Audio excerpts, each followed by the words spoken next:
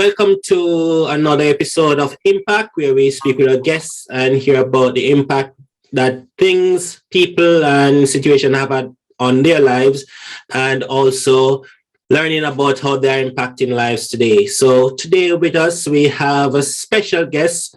She is the regional head of nursing and midwifery for London and in NHS. She's also a mentor, consultant, a fellow, awarded a fellowship at the RSA, Royal Society of Arts. She's a blogger, podcaster, motivational speaker, and many more. We have with us, and I would say the most important thing, she's an island girl in London.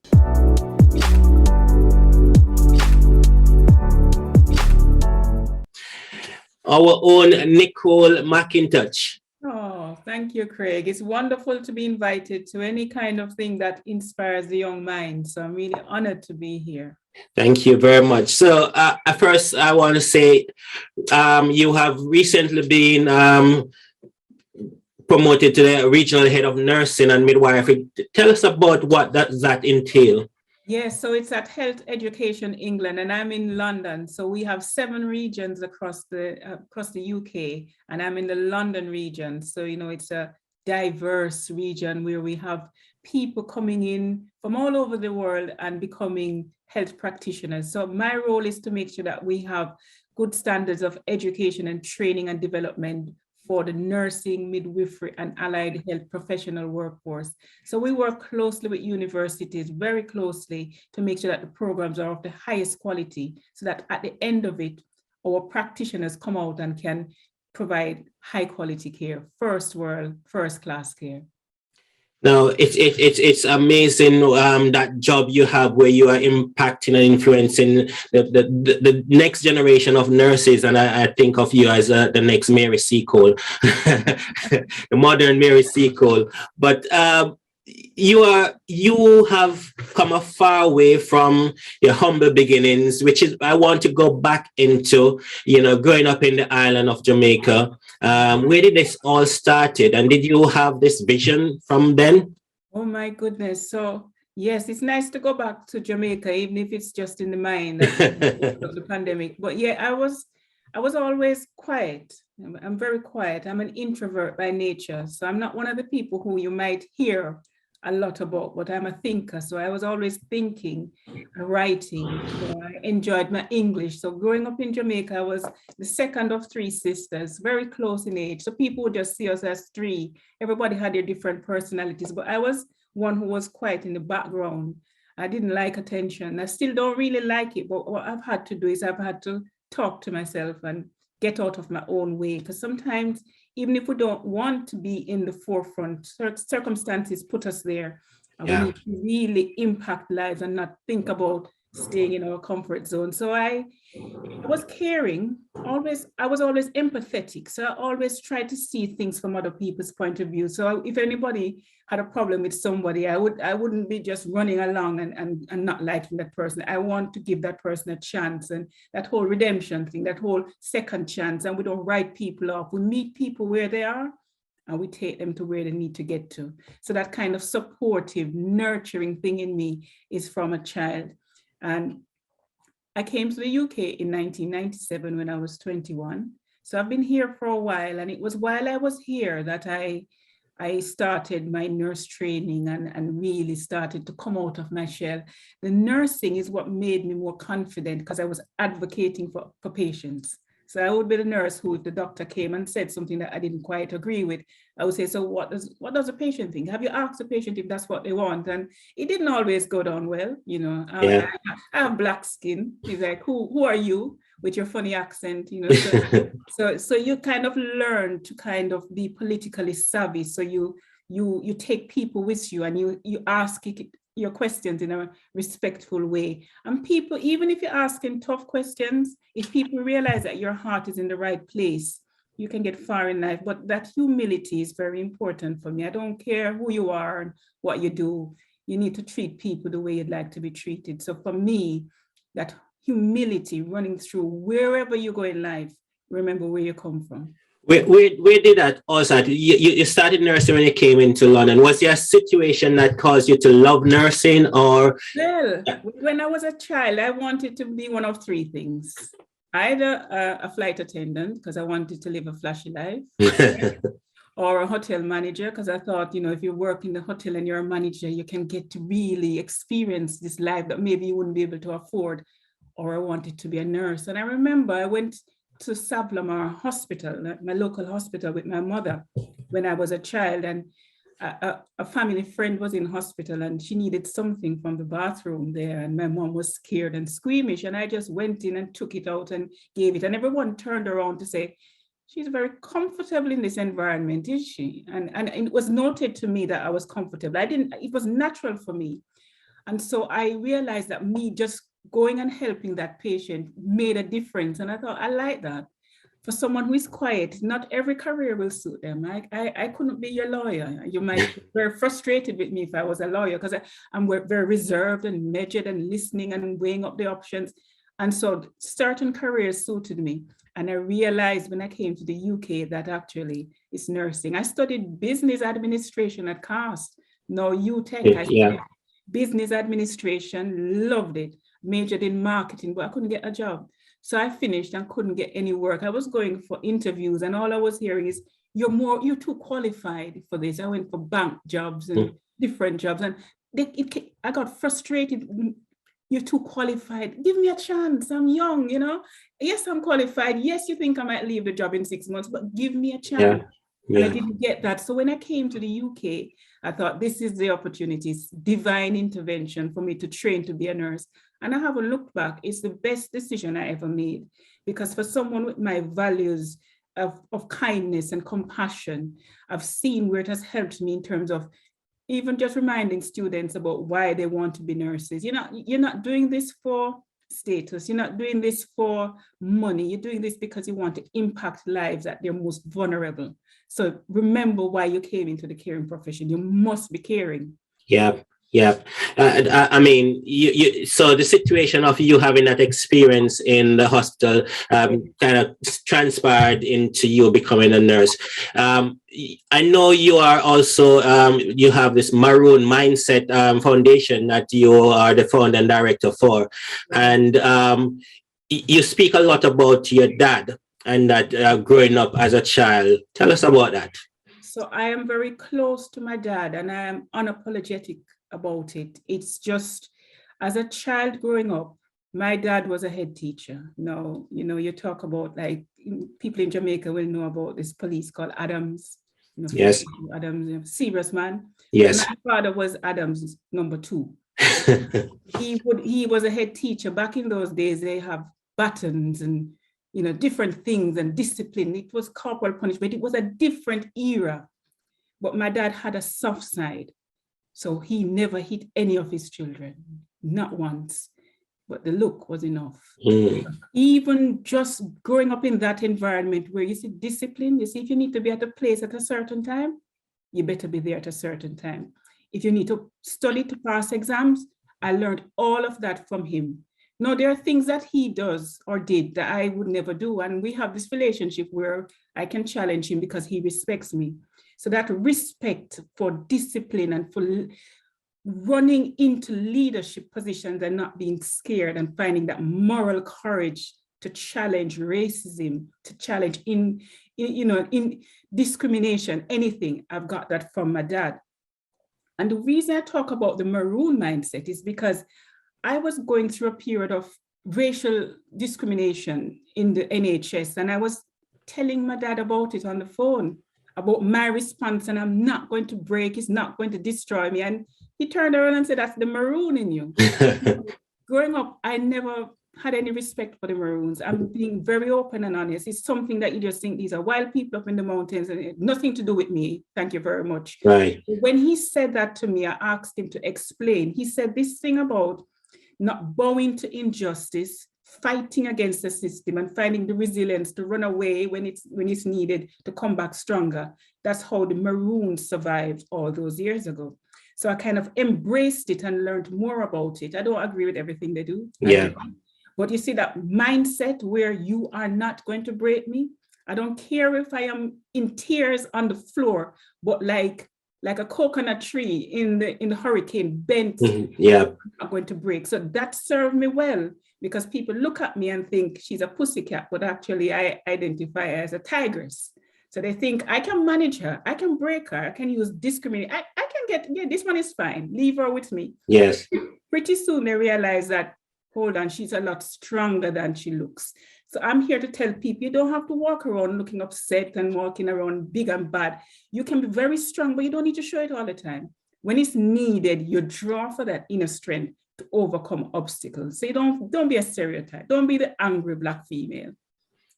So it's that those things you were taught from a young age. So what was it like for you as a primary school? Your dad being a head teacher, being, very strict. Was there any other teachers that kind of influenced you and picked up on your strengths? Yes, my grade 1 teacher, Miss Noble. I love that lady. She's on my Facebook. And every now and then I embarrass her, because I remember, I don't know how I remember, but there was something really sweet and nurturing about her. Because remember, it was 3 of us and the other 2 were more louder than me. So they got more attention. But for me, she made an effort. Mrs. Hibbert at Manning's, I remember sitting in the class daydreaming, and Mrs. Hibbert would say, Nicole, what do you think? And I think, oh, and she taught civics. And I remember a particular lesson, and they were talking about the cabinet reshuffling Parliament, and people are saying cabinet, and I was able to come out of my shell and say, yes, that's when the Prime Minister will reallocate. And she was like, well done, Nicole. So she taught RE, and she taught us to be more, tolerant about different things. So Mrs. Hibbert is someone who touched me at a time when I needed to be touched. So Mr. Blackburn used to say, this is a Spanish teacher. Yeah. And he had a saying, when he used to teach us Spanish, he would inspire us, and he would use little jokes, and he would say, market vendor selling things in the market, and someone buys something and you can't return it, and they say, gusto or no gusto, you better gusto. And we learned that meant like. So Mr. Blackburn, and then I had a maths teacher, Jabi, Mr. Brown. Yes. He's passed away. But that man, I loved him. And my sister Priscilla saw him in Montego Bay a year before he passed and reminded him about me. And he was on my list. But when I see him, I'm going to hug him, because he used to say, some of you people going to say, if I did know. Yeah. And I remember, I was saying to my dad recently, I remember sitting in Jabi's class thinking, I am not going to be one who is going to look back and say, if I did know, because Jabi is going to laugh at me. Yeah. And he used to say, use your initiative. And I was in set 2 for maths. I wasn't in set 1. I was quite comfortable in set 2. Because to me, set 1, you get all kind of pressure because people think you can get 100. Right. Set 2, you're going to get a good grade. That's good enough for me. And I loved Jabi because he would come on his bike. He was very cool. And I remember him inspiring me to say, I am not going to look back at my time and say, if I did know. So there are teachers over that time who really inspired me to but some of them were strict, Yes. But the strictness, I look back now and I love them for it, because it was necessary to keep you focused, because there was a lot of distractions. So I really love them for the discipline and the jokes and the way they kind of pull somebody who is quiet out of their shell. And I think that is important. And do you find yourself with your role now having some of those characters that you're using because it did help you? Yes. So I will never humiliate someone. It will never happen. Even if I have a problem with you, Craig, I say, we need to talk. Yeah. Let's have a chat. When you did that, that made me feel like this. And I think you need to understand where I'm coming from. But I do it with love and kindness and compassion, that you won't feel destroyed. Yeah, you talk about the feedback sandwich, where if you have to give someone some feedback that's not so positive, you find some positive, you put the little bit in the middle that they need to work on, and you end on a positive. And that's important. You must never you must leave people better than you found them, because we are going through challenges that nobody knows about. Yeah. I'm going through challenges that you don't know about. How dare I think that I have the right to come into your space and be rude to you and leave you there? That is wrong of me. So my leadership style is quite different. Yeah, my leadership style is I hold myself to a very high standard, and you need, as someone who reports to me, you need to hold me to that as well. And if I slip, you let me know. Yeah. At first, people thinking, oh, she doesn't mean that. She doesn't mean that. Let's test her. And they do test me. Yeah. And I rise to the occasion, because to me,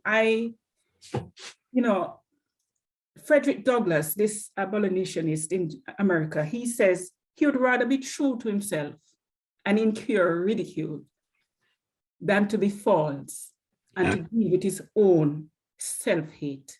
When I look in the mirror at the end of the day, I reflect and I think, is there anyone today that I offended that I need to go back and pick up? Because I am not about to let them think that when I'm stressed, I'm passing it on to them. Yeah. And we are human and we slip and things happen, but you need to go back and say, I'm really sorry about what happened yesterday. I really thought about it and I could have handled that better. People respect you. And when things are going slightly wrong, they feel safe to come and say, Nicole, this is happening. You don't need to do anything now, but I want you to know, because I don't want you to get surprised when you go to the meeting. You kind of have a wall around you that people are just having your back, because you can't be everywhere, but because they respect you. And you're genuine with them. You're genuine. You see this thing about being fake and and lip service. People look at your words and they look at your action. If they're not aligned, you're in trouble. You ain't fooling anybody. Yes. People know when you're genuine. People know when you're looking them in the eye and saying, this is all I know. I can't do any more. People respect that more. Now, you have, obviously a lot of work in the NHS and in management, but you also do a lot outside of the NHS. You do a lot of poetry, and you are part of the Royal Society of Art. Tell us about your work in that. So because I'm a quiet person by nature, I have had over the years lots of overthinking.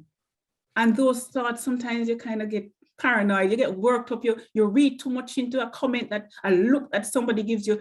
There was one time I was going through, and I say I've been through a lot of racism in the NHS. I'm not afraid to say it. I call it out a lot. When I look back, I've been racially abused so many times that I just don't know how it even happened. It's a slippery slope that over a period of time, people start getting into your psyche. So one way that I found that helped me was to get my thoughts onto paper. So you'll hear actors talk about, when it was out of my system, I felt a release. Well, it's the same for me and my poetry. So instead of just thinking, I put it out on paper, and I'm free of those thoughts. I'm free. I share it. And when I found that it inspired other people, I got the confidence. The first time you do a blog or a poem, you put yourself in a vulnerable position for people to laugh at you, to think, oh, that's rubbish. But you have to be courageous to kind of think, well, even if nobody likes it, the fact that it's helping me is fine. So you can't really do it for the masses and do it for the applause. You have to do it because it's helping you. And in turn, because it's genuine, other people come out. Nelson Mandela says, as we let our light shine, we inspire other people to also shine their light. So as a leader, if I'm just fitting into a little pigeonhole, even though I'm not a pigeon, just fitting in, I can only talk about nursing. Right. I must be very serious all the time. People just think you're a robot. You don't have a heart. You don't know how to have fun. No, I think it's important for me to show my quirky side and to kind of be relaxed. And other people in my team now come out and say, that I'm acting in the West End. Nicole's doing her poetry, and that inspired me to kind of show you that I can. And you have this release of creativity where people are showing their authentic self. And that's what we want, where you're psychologically safe to say, you know that I do fishing at the weekend, and this is a big fish that I caught last week. And you're proud, rather than people saying, why is he showing us his fish? No, actually, it makes you proud. Why shouldn't you be able to come in and show that? So for me, it's about inspiring the next generation that we must be multifaceted. Yeah. I had a coach who said to me, Nicole, when I was having a tough time with NHS management, who wanted me to fit in and throw my weight around and change my management style, which I refused to do. She says, you're bigger than nursing. How would you like to be a fellow of the Royal Society of Art? It will give you this release and this way of kind of just blogging, vlogging, doing all of that. It's almost permission. So I am proud to be a fellow of the Royal Society of Arts as a nurse, as a Black nurse, as a Jamaican nurse. You know, when you start thinking, other people will think, why can't I do it? She's quite normal and common. If she can do it, I can do better. And I will support them and cheerlead them to make sure they do better. And I'm sure you have been, you know, as I, you know, see you doing your thing, you know, I've been inspired by you, and a lot of others, I'm sure, have been inspired by you. I wanted to talk about, you know, you talk about your mom, you talk about your dad, and their way of training you as you grow up. You're a parent now. What is it that you have taken from their parenting style that you think you are using now, and what you find that you are surprised to see that you're like them? Well, what I would say I'm like them is I'm all about education. You know, I say to my children all the time, it's really a struggle with education, but you see, without it, you're setting yourself up to really struggle in life. So it's all about education, not the pressure that I felt sometimes. It's more relaxed. So I'm more relaxed in terms of finding out what their passions are, rather than thinking you must be this or you must be that. What do you like? And then seeing how we can get you to where you need to get to. So my daughter is very creative and arty, like her grandmother, my mother. Yeah. So it's encouraging that, and she's already thinking, oh, I'll go to art school. You know, back in my day, I was quite fast at running, you know. I was quite fast at running, but I never had the permission. My dad was a head teacher. You think I can go and tell him, say, I'm not going to study, I'm going to do running? Yeah. We had lovely people like Dorenda who were really fast. And I admire them because they were free to explore that side of it. So for my children, I don't want them to ever have a passion and they think because it doesn't meet my standard. No, it's not about me, it's about their life. And I think that is what I take going forward. I'm quite relaxed with my parenting.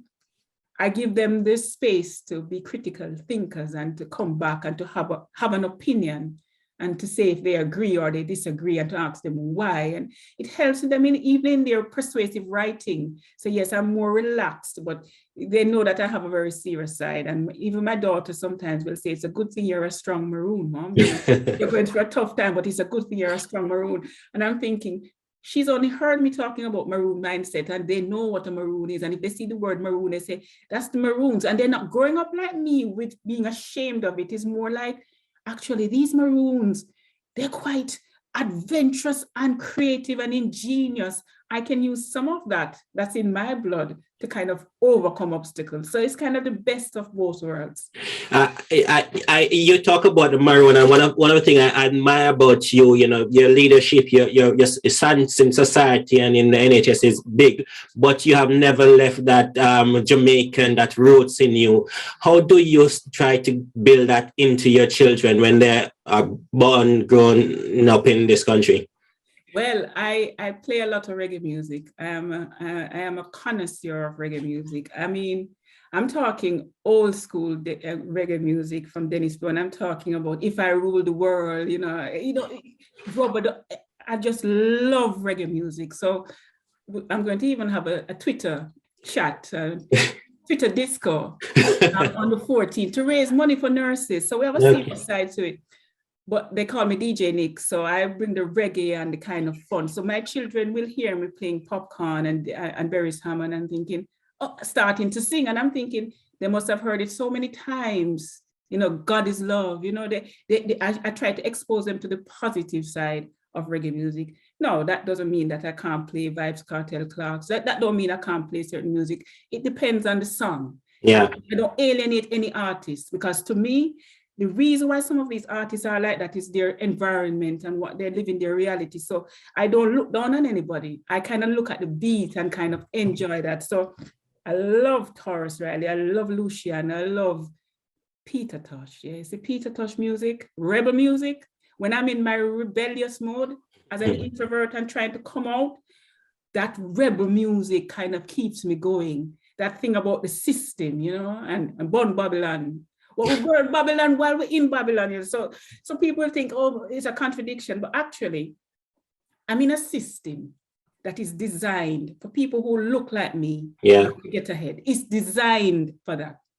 So if I find myself that God has blessed me, that I am getting ahead in that system, I'm not going to just think about myself. I have to think about how I can inspire others to also find the strength to overcome what I know they're experiencing, because I have been there. And when I can tell my truth and they can see that it still makes my voice shake, just talking about some of the experiences, it gives them hope. So I have people who are doing masters, different things, and they send me their assignments late at night. So even when I should be in my bed, I'm there, helping them to pass. And then they tell me that they finished the course and they have a master's in dementia. Caroline, my friend who is on Facebook, she did her master's and I help her through. I feel really proud that I'm not a selfish, self-centered person who just, oh yes, I'm fine, so everything's fine. No, the system is wrong. So when I'm in meetings, I will talk out. People will look to me and say, I wonder what Nicole's going to say now. But I say it with, I have an ABC rule. So I'm articulate, bold, and courageous. So I'm articulate that you're going to understand what I'm saying. Yeah. If I'm in certain environments, my pace slows down. Yes, I'm more composed. I'm bold. So I will talk about the elephant in the room. Yeah, when they're talking about workforce race equality standards and why is it that Black people not getting to the head? I said, because people who don't look like me don't seem to care. Yeah. And I need to see people who don't look like me getting bothered about it like me. And I'm courageous. So I have that moral courage. So if I see injustice, discrimination, it's almost like out of my control. I have to do something. I can't leave it. My conscience won't allow me to leave it. So I talk about the ABCs. I don't go around with a chip on my shoulder, being very emotionally charged all the time. It doesn't take people with you. Yeah. Engage hearts and minds and say, do you understand how it feels? You don't want me to talk about racism. So you're tired of hearing about it. Do you know how it feels to experience it? Yeah. And when you kind of pause for effect, people are kind of, actually, she has a point. They might not agree, but they give you that space to come into your own and explain yourself. So you have to take people with you. I mean, I'm sure it's not just in the NHS this is being experienced. How do you see this problem, this issue, which is, in society all over, your part in making it even not just for nurses, but for teachers, but wherever you're working? Yeah, it's an issue that is just rife through society. But the only way we're going to make any difference is not preaching to the choir. It's about people, our allies. Yes. So if you're talking about race, your white allies. If you're talking about any of the 9 protected characteristics of the Equality Act, if it's disability, people who don't have a disability, we need people who is not directly affecting, being vocal in the moment when they see injustice. If people are comfortable to sit back because it's not affecting them, then the perpetrators, they've won. Like what Martin Luther King says, it's not the enemies, it's the silence of our friends. Yes, we need to call them out. So you say you're anti-racist, but you've just been racially violated, and you sat there and you have the nerve to come afterwards to give me platitudes to say privately, Nicole, I can see why you're upset. No, I will go for them. It will not be pretty, because I'll be saying, go away from me. If they weren't assured that you would have sat silently, they wouldn't have done that. Yeah. So in the moment you defend me, don't defend me privately. And I've been saying that in some journals that I've been writing, nursing journals, and people have come up to me and said, I've never thought about how it feels when I come up to someone afterwards. I say, it's patronizing, you're insulting my intelligence. That means you knew it was wrong there. Yeah. But because it didn't affect you, did nothing. Don't come to me now. And they've kind of said, oh, Nicole's very brave to say that. No, actually, I'm just fed up of it. I'm fed up of it, and I have to talk. I'm in a position where I can talk and it doesn't damage my career. Yeah. I'm talking on behalf of people who are not in that position. And other people from a Black minority background privately message me and say, thank you. Thank you. Just by being in that position and not just accepting the status quo, we really respect you. And they want me to go all the way to the top of the NHS, but I have no desire or intention of doing that. I need to be in a space where I can do my creative writing and my Do you, poetry. do you think that, the system can also be the fact that they want to put you in the space to kind of tick the numbers off yours to see that it does that something that you think happens? Yes, it does happen. And I think we need to be very aware of that. So this thing about how many people of a certain background you have, and you just let those in to tick the box to look good. And I've said that I won't be used as the face of diversity if I feel that it's not genuine. So it has to be genuine. And this thing about positive discrimination, affirmation, what quota filling, it is a contentious issue. But you have to have a line that you can say, is diversity in an organization getting better or not?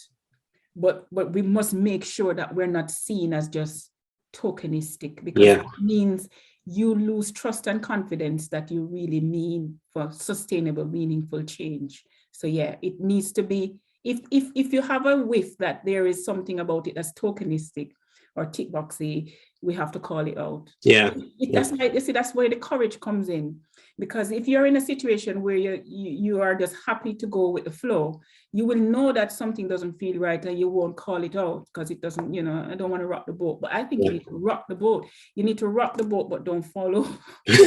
And I've learned that throughout my career. Rock the boat, but don't fall over. You need to keep your seat at the table, but you need to rock the boat. Because without you being at the table, then you can't have an impact. Do you think then, with all of these, still happening after, the Windrush generation coming right down, we need to do more with our children to educate them and so that they can have a greater impact and, seeing things and not just accepting things? Yes, I think so. I think we can start by letting our children know the reality of what is out there, and don't lie to them. Don't make it look as if it's a level playing field. It is not. So straight away, you let them know there will be times when there will be injustice. Things won't be fair. And there are some people in this world who judge you wrongly because of the color of your skin. So these are things that you need to do. Don't be a stereotype. Don't fall into this trap that they set for you to just be angry and violent, for them to say, look, you see, we'll let that one in, that Nicole, she's so angry, we can't deal with her. We just cannot work with her. So you need to let your children know that there are strategies that they need to be politically savvy. They need to pick their battles, but they need to equip themselves with the knowledge and the education to really get ahead and to be prepared for knockbacks because of their race. It's going to happen. It's going to happen. Even when you're going to the store and the security start following you and you're thinking, well, I have money, but I'm not spending it here because you're following me, but you're not following that thief over there who is because he looks like you think he's not a thief. No, I think they're not to be just accept when teachers kind of have low expectations of them. I said to my son is doing his GCSE, struggling with maths. So I booked him some tutorials for maths, English, and business, and he's struggling with maths. And I know that I had another teacher, Mr. Coote, the lighter skinned Coote. He was my maths teacher. He was a really good man with maths teacher. I won't talk about the other Mr. Coote. He was nice. So I have booked some tutorials because I remember what it was like for me to just get over that hurdle in maths. The other subjects are fine, but when you get that mental block, so it's about saying, it's this thing about not turning your back on your children. And look, you want them to all get A's in every subject, whatever. This is real life. Real life. I repeated fifth form. I went to fifth form and I got 4 grade 2s. And it was a year when CXC decided to change the rules.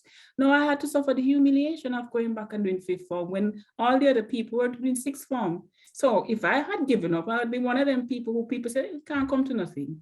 I remember going to COMC and spending the first year at Montego Bay COMC before I went to CAS.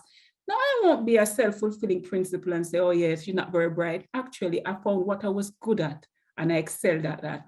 And that setback doing fifth form a year, you know what it taught me? It taught me to deal with embarrassment, humiliation, people writing you off.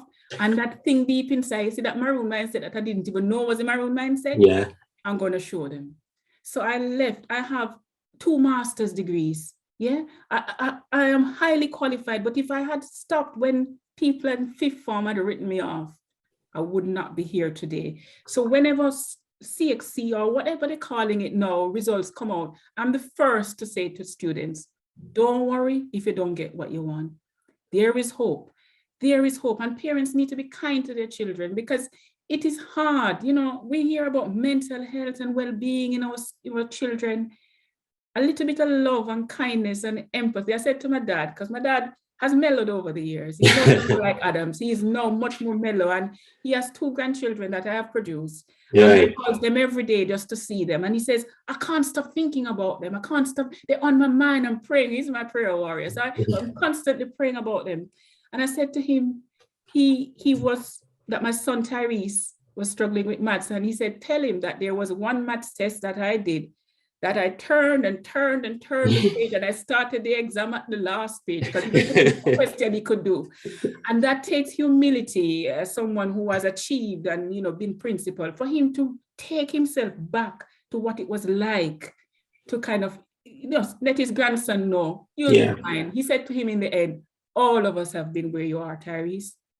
Just keep your head down and study. And that made my son kind of more relaxed. It's like, the pressure is off. We want him to do well, but just put the work in and you'll get the results. I said to him last night, if you fail to prepare, but prepare to fail. Yeah. There's a double-edged sword, you know? But again, you know, it's we all have had those experiences where we have failed at something, but that didn't stop us from succeeding in life and put us where we are now. And it's about how do we use these experiences to teach our children and others that, you know, it doesn't matter if you fail. I always say failure is the first attempt at learning. Yes. So, and remember what Nelson Mandela says, I never fail. I win or I learn. Yeah. That reframing of this thing called failure, you haven't failed, you've learned.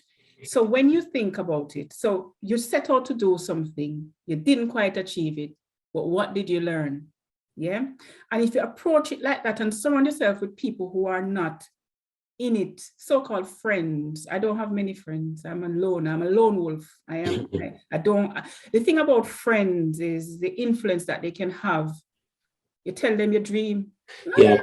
I'm gonna do that. Yeah, what you do that for? You have enough already. You achieve enough. What more you want? No. Don't associate with people like those. Associate with people who are dreamers, who think outside the box, who will say, I think you can do that. Definitely. Why not do that? That reframing of things, and don't share your plans with too many people. Keep it to yourself. Pray about it. Keep it to yourself and wait up. Yeah. And when people need to know, it's on a need to know basis. The more people you tell, they're going to live your dream, and then you can't have to do it because you say you're going to look like you're following them. Yes. There's some people out there, and I've told my children that. So I teach them lessons that I have learned along the way. It's important for us to kind of just hold it down a bit. You don't have to say everything. Yeah. And I think that will, and that humility. I'm not perfect, but I'm trying my best. And that will, I've always been told that humility takes us a far way. So true. Humble calf suck the most milk. Remember that. Yep, that's that I will always remember my dad saying, you know, and another friend said to me, I'm here to suck milk, not to, or to call the calf, not to suck milk. Yes, so it's true. As we almost come to an end, I hear you talk about religion. How much does that play a part in your upbringing and your life? Yes, so I grew up in the church. I am a Christian. I'm not a fanatical Christian. So I am one of those who the religion is for. I am desperately always in need of refreshing and refocusing. So I am not one who can quote Bible verses verbatim and all of that. I live a life that is Christ-like and God-like. So I try my best to think. I start my day with the daily word, just to refocus my mind. Yeah. It helps me to remain humble. It helps me to meet my staff the way where they are. So I pray a lot. I'm a prayer. some of the times when I'm thinking, it's like praying and saying, God, just help me to overcome this. If I'm going to a tough meeting, I might chant a psalm in my head, no weapon formed against me. Yeah. Hey, that has helped me so many times to kind of hold my nerve and not break down when people have been trying to poke me to get a reaction. So I am one of those people who, as I say, I'm not fanatical. So to each his own. I have friends who are atheists. I have friends who believe. That is their choice. But for me, I believe that you need to live a good life. You need to treat people well. You need to treat people the way you'd like to be treated, and stay close to God, because I think God has shown me that when I thought my life was off track, there was a plan. Yeah. Even just to get to where I am now, and some plans and some opportunities that have been offered to me in the last 2 weeks, and I'll let you know about that at another time. It's mind-blowing. It's like, no, this is cannot be me. It is divine intervention. This is God having a plan, because they say the meek shall inherit earth. I'm not going out for opportunity, but it's coming your way. And I'm thinking, geez, I almost want to say no, but I'm thinking, no, don't say no. That's the wrong thing to do. The comfort zone is to say I'm not worthy. Yes. I can't do it. But God is telling me, my dad said to me, the same God that carried you this far will carry you all the way. And if he gives you that as a part, he will carry you. So I just have to kind of release and let go and know it's not me, but it's overwhelming. Yeah, overwhelming. It's amazing when you allow yourself to be used by God, how much, how far he can take you, and people you meet and opportunities that come your way. It's amazing. True. As we come to an end, you quote a lot of Nelson Mandela and other people, which I know you have lots of these things that have inspired you throughout. Who would you say would be your biggest influence in terms of what you have read, and you keep holding on to their words? Well, I think either Frederick Douglass, maybe Booker T. Washington. He says, "Don't judge me by where I've reached, judge me by the obstacles that I've overcome to reach here." Yeah, for me, it's not about the destination, it's about that journey and that never giving up. So Booker T. Washington, and he says he would rather be alone than in the wrong company, and that is me. I'd rather not have too many friends and have people who I can trust and count on, rather than having one big bag of friends, but you can't trust them. So for me, it's Booker T. Washington, really inspirational. And if somebody listening, watching this now and want to get some inspiration from your child or parent, an adult who have been struggling, what would you say to them? Well, I would say if they want to reach out to me to have a chat, I'm open for that. So I have a website. It's Nicole, Nichole McIntosh, MCINTOSH.com. So NicoleMcIntosh.com. And there's a way for them to contact me through that. I'm quite open to having conversations, because sometimes people just need a listening ear, someone who just kind of sense check something and kind of say, yeah, man, you'll be all right. Or have you thought of this, and signpost. So I don't have all the answers, but I'll be able to be a listening ear, and a problem shared is a problem halved. And you kind of just know that you're not on your own. So that, to me, giving hope is really important. Right.